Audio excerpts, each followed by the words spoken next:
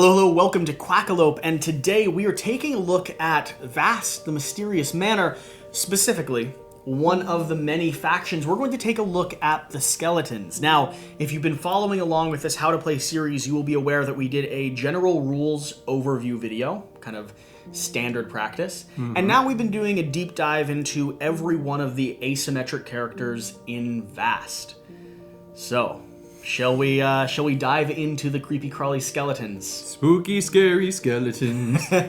Oh yeah, I'm down for it. You ready to touch into this? Oh yeah. Now, for you, the viewer, just so you know, we've been following a format to the best of our ability that allows us to have direct links in the description and comment section of this video. The formula that we're following for the skeletons is going to be a general overview, so win and lose condition. Then it's going to be a component breakdown and basic setup. Then we're going to go through the general turn structure. Every character in Vast has a sequence of events that they follow on their turn, depicted on their player board. We'll go through that loosely, then we'll dive back into it looking at specifics. So terminology, custom actions with each character, some of the items and gear cards. There's a whole slew of things that we could get into, but for now, don't worry about it. Don't worry about it for now. After that, we're going to pull it back over here to this map. We're going to talk a little bit about strategy when it comes to playing on this board and dealing with other creatures across the Mysterious Manor. And then finally, we're going to tell you to like, comment, and subscribe so we can continue making more videos like this. Was that a convenient way to throw it in there? Perfect. I mean, that was a little forced, a little ham-fisted.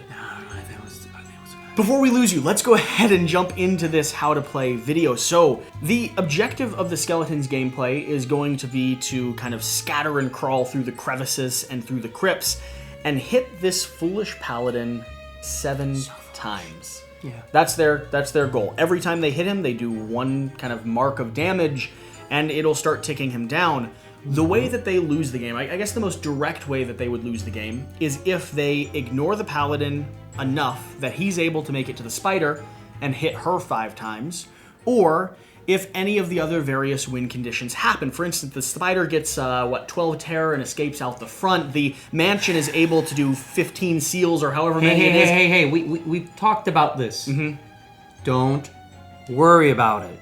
Okay, I don't need to worry about it right now? No, essentially, if you don't win, you lose. That's standard practice. So hit the Paladin 7 times. Or if not, you lose. Let's go ahead and swing into the setup. The easiest way for us to do this is for me to go through this reference card and you to demonstrate what I'm talking about. Would love to. First off, if you could please place the skeleton board in front of you. Then set your stability dial to 2. Collect the 2 Crackling Skulls tokens and the 4 pit markers and place them over next to your game state.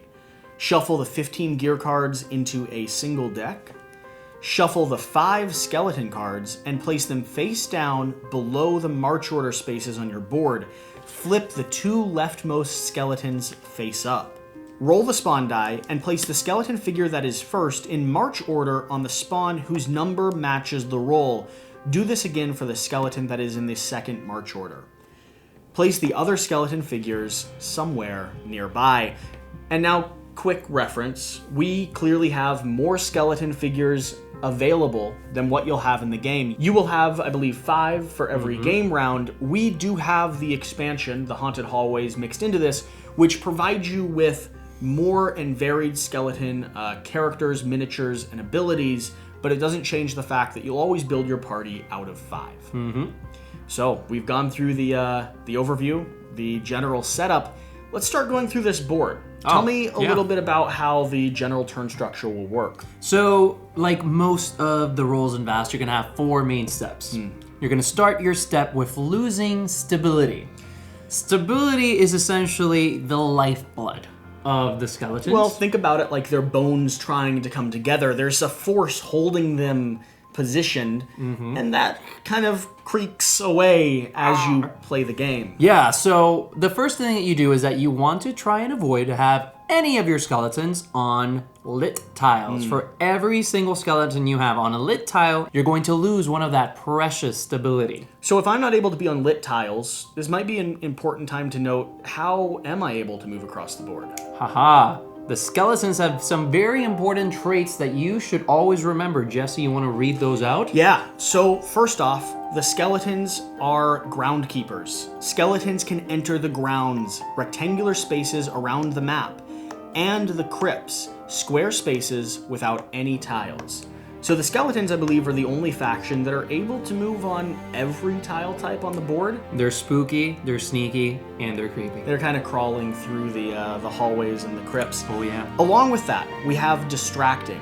Each time a skeleton attacks, it gains 1 strength per adjacent space with a skeleton or crackling skull token on it. So surrounding your opponent becomes a really beneficial buff. We have undead. Each time a skeleton is removed, immediately roll the spawn die and place that skeleton on the matching spawn. Move its card to the first space in the march order and push cards right to fill the gap. Finally, we have weak bones. Each time a skeleton attacks, remove it after attacking. I like to visualize them like shattering on the swing, Yeah. just falling apart as they charge forward. Yeah. Exactly. So that touches losing stability in lit tiles. Yep. You'll always check for that at the start of your turn. Let's continue going through this board. Step 2, march orders. So for each skeleton, you're going to be able to move up to 5 spaces. So once you start on your march orders, you're going to be able to take 5 steps. Remember, as Jesse just explained, because of your traits, groundskeepers, you can go through crypts and you can go around the board. Keep in mind that these grounds on the outside of the board, they're not restricted to the squares. You're actually going to be able to jump from larger portions of ground. You're going to be able to take more space as you move through them. So use that to your advantage. Yep. Okay? So you'll move up to 5 spaces, and in addition to that, you're also going to be able to move on dark tiles. This is something very similar that Spider and other factions do. Anytime that you walk on this, you don't necessarily have to reveal it. Okay, so you are literally using the darkness to your benefit, okay? And then after that, you're gonna be able to take 1 of 5 possible actions. Okay. Let's go briefly through those actions, Yeah. and then we'll dive deeper when we go back through this board. So, all these actions have exclamation marks, so I kind of feel I have to scream them a little bit. Is that... I'm just gonna go ahead and do it. So the first action is strike! The second action is loot.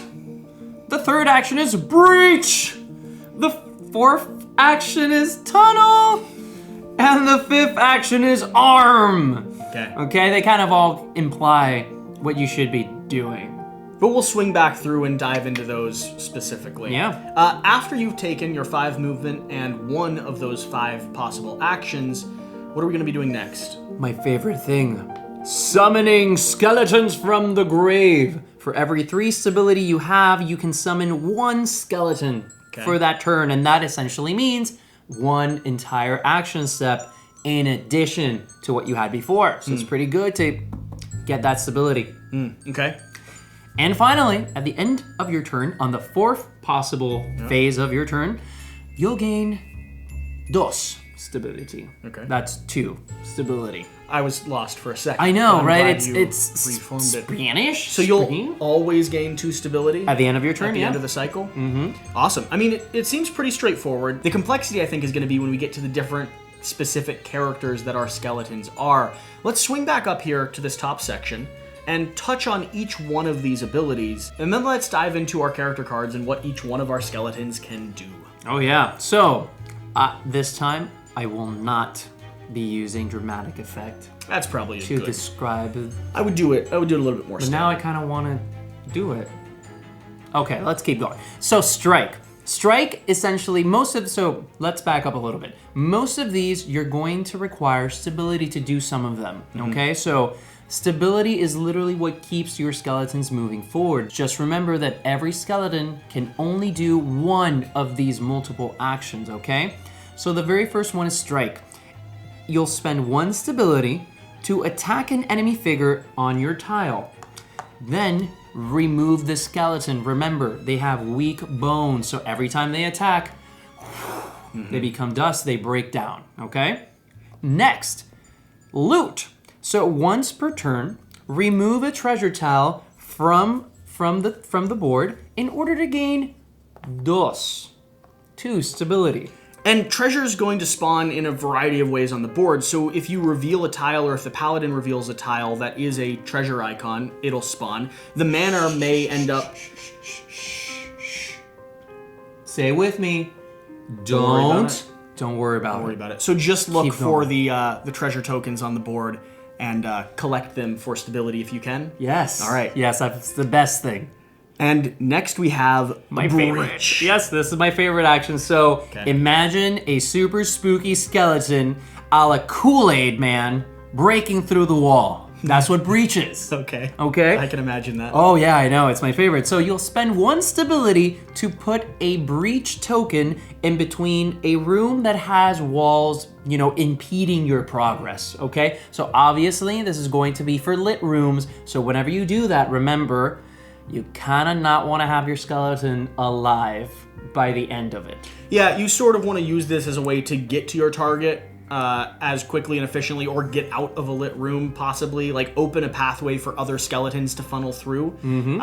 The same lit room movement mechanics will apply to you. So if there is a hallway without a breach, you can't cross a wall, you can't leave through a wall. You gotta bust a hole in it. A la Kool-Aid Man. Don't forget that imagery. A la Kool-Aid Man. Yeah.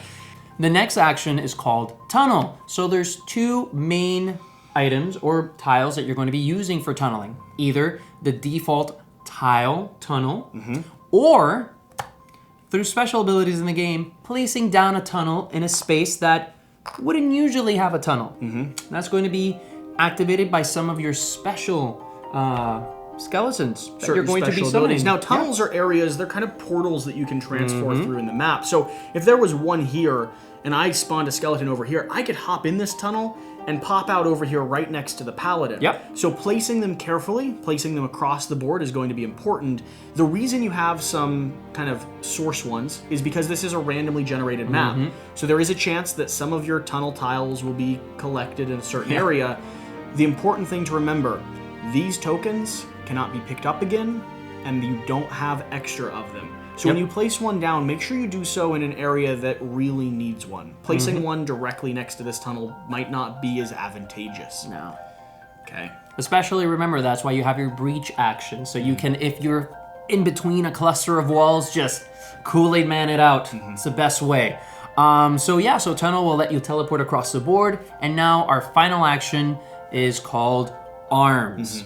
Okay, so you'll notice, and this is actually part of the general setup of the game, you have 4 armory tiles. These tiles are quintessential for the skeletons. As you play, the skeletons are going to discover their ancient weapons.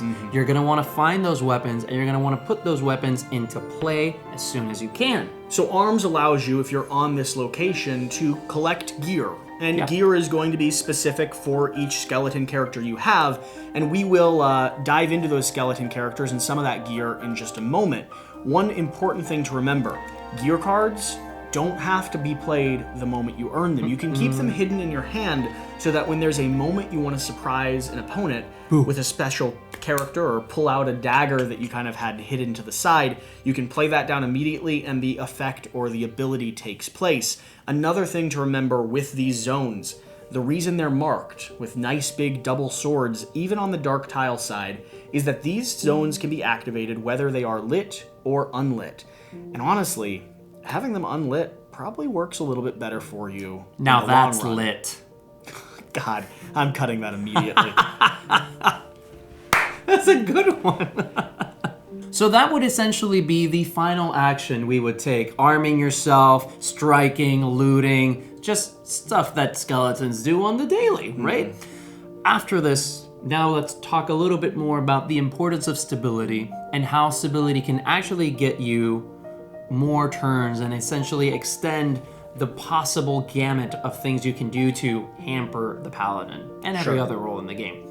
So after you march, right, you're going to go into that summoning step. So you'll notice, and this is actually a really big part of the skeletons as a whole, there's something called marching orders. Marching orders is essentially the order of activation that you're going to go through each of your skeletons. So for example, right now we have Stabby on the first space, then we have Screamy in the second space, and third, we don't have anybody yet because we haven't summoned them. So whenever you go through the summoning steps, you're going to summon them in that same march order. So the next skeleton that we would summon if we had 3 stability would be Casty.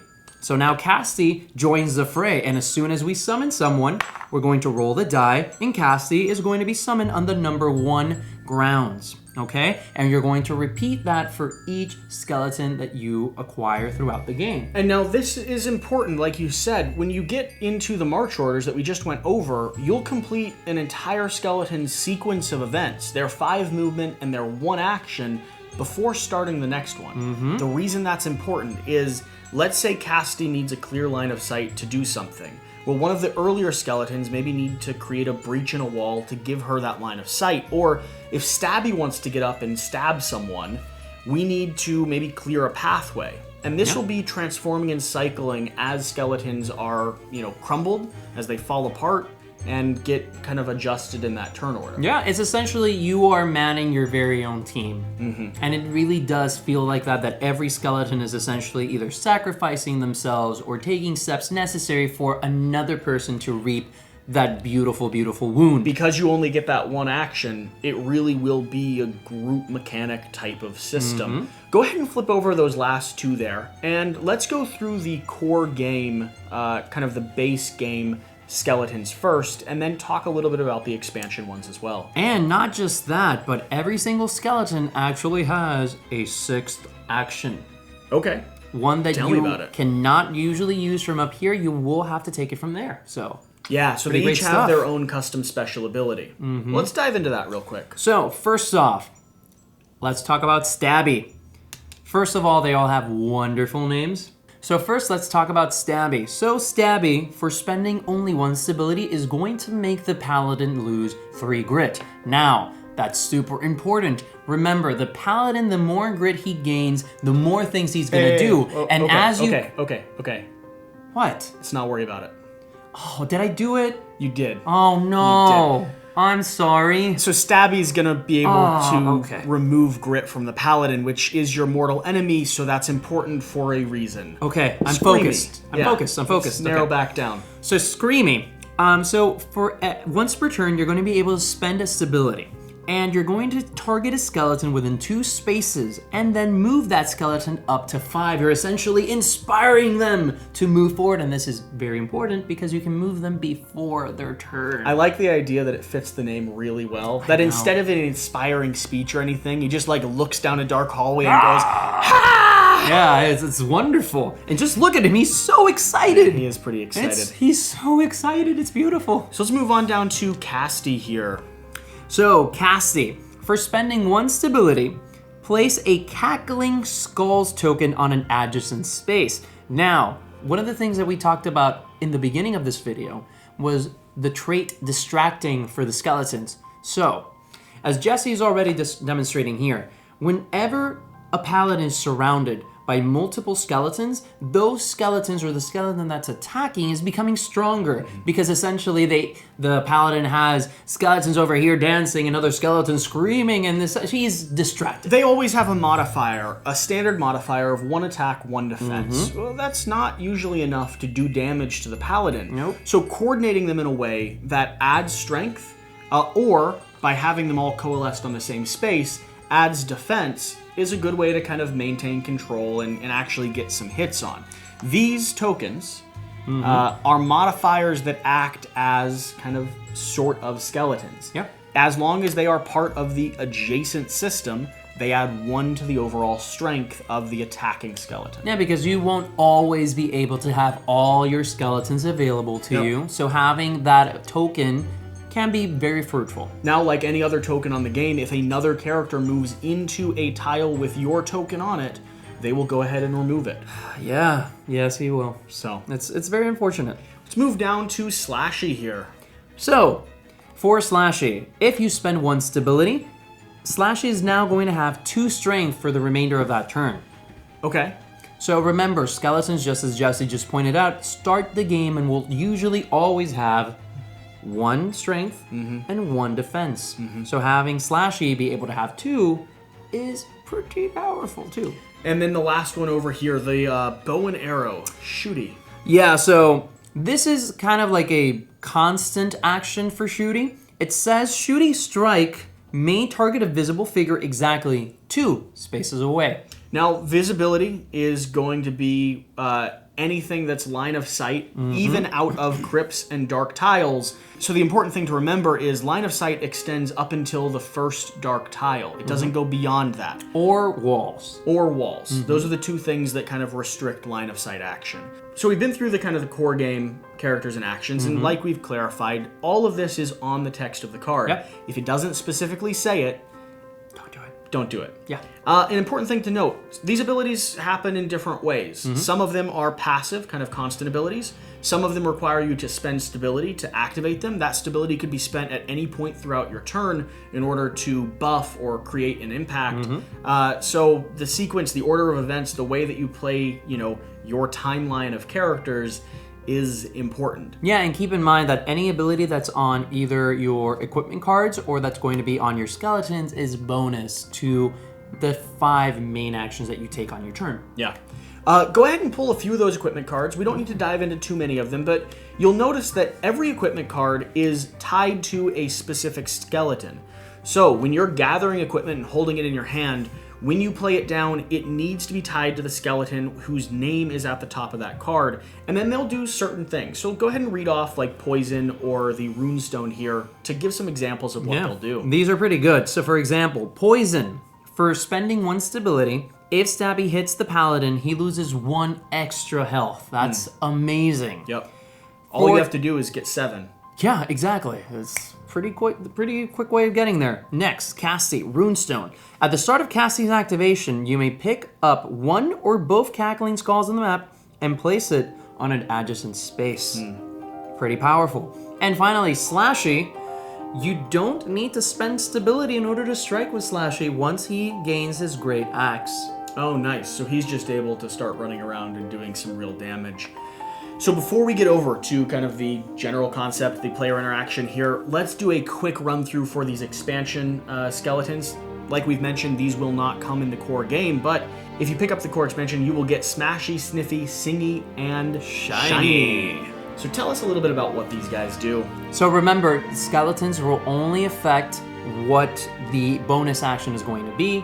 Everything else is pretty standard, so you can technically mix and match these however your team layout should go. When you're mixing or creating your skeleton deck, you will be able to choose from 5 of these 9 potential characters. Yeah. So having the expansion gives a little bit of customization to your party.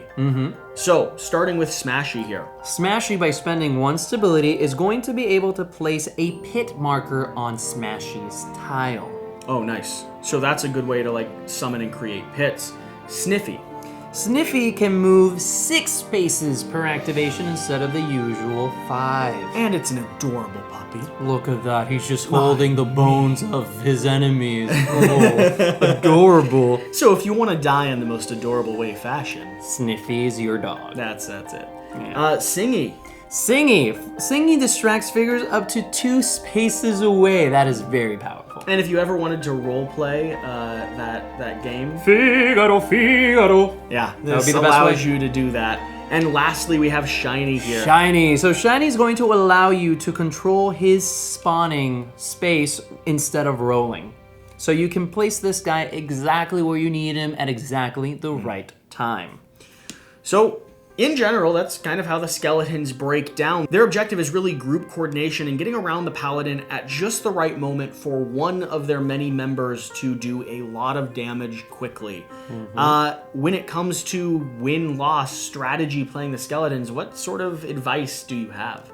So first of all, for the skeletons, you want to try and focus on those armories early in the game. Okay, you want to try and use the grounds to your advantage to kind of move into tiles that other players aren't really paying attention to because they're focused on their own thing. Build up your forces and eventually get there. The gear you have starting is invaluable, and an important note, the Paladin can't reach you or stop you or halt your progress early game at all. So you have a few turns to focus on building your party out until the moment is right to strike. Another thing that I think is important to remember is what the Paladin's objective is. He's going after the spider. In order for the Paladin to win the game, he needs to do 5 hits to the spider. So paying attention... Okay. I thought you were going somewhere different with this, but I have to interject. No, I am. I am going somewhere different with this. You're sure? I am sure. Paying attention to how far along the Paladin is in terms of his win condition or his progression is going to be important for your game as well. Building up a little bit early on and then striking or coordinating with the spider in a convenient way. For instance, if the spider's already taking a hit or two...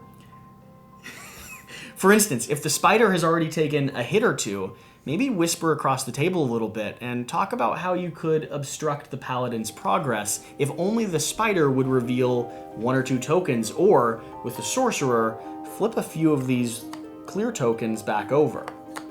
Remember, every single other role in this game is your endgame timer.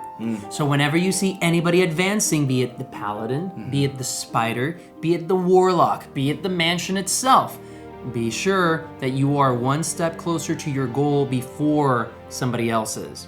Yeah, it usually comes down to a draw line. The last thing that I would emphasize in terms of playing the skeletons, from my perspective, don't underestimate how valuable your gardens are going to be. You do spawn on the outer edge of them, but you can traverse them either by leaving and going around the board, or when you start, going ahead and kind of circling. They aren't just spawn zones. They're actual movement kind of abilities or options. And other players won't be interacting with them at all. So your job as the skeleton player is to remember, I have this whole thing outside of the edge of the board. That's just for me. Yeah, let's go ahead and show 5 spaces in the grounds, because I think it'll basically get you half across the board. So 5 spaces on the outside is 1, 2, 3, 4, 5. We got deep, kind of towards the middle, but now we're gonna have to spend 2 or 3 turns to get out of here. It'd be smarter for us to crumble before moving, or even trying to reach the other side of the board. 5 spaces on the grounds. 1, 2, 3, 4, where I could enter, and 5, it's genuinely halfway around the board, and you're ready to kind of do some serious damage. Very powerful. So don't underestimate that. I think that's kind of the tutorial on the skeletons. Hopefully you guys have gained some knowledge and figured out how to play this kind of unique little faction. If you have, and if you've stuck through to this point, please remember to like, comment, and subscribe. Let us know how this format works. We're kind of doing something new with these how to play videos. Vast is a game that we had trouble figuring out how to do a how to play video on, and we decided to do a little bit more of a conversational style because there's just so much going on. Let us know how that works for you. If there's something we could do to kind of improve this style of video moving forward, and whatever you do, please make sure you subscribe and share if you did benefit from this video. Genuinely, having more people kind of in our audience or engage with our videos allows publishers to see and know that we're doing stuff that you guys appreciate, that helps you get this game to the table. And that's important both for us and our gaming groups, but also for the people that are kind of paying attention on the sidelines. You subscribing will allow us to do more content like this. Whatever you do though, remember to do the important thing: get out and play some games. We'll see you next time. Thank you.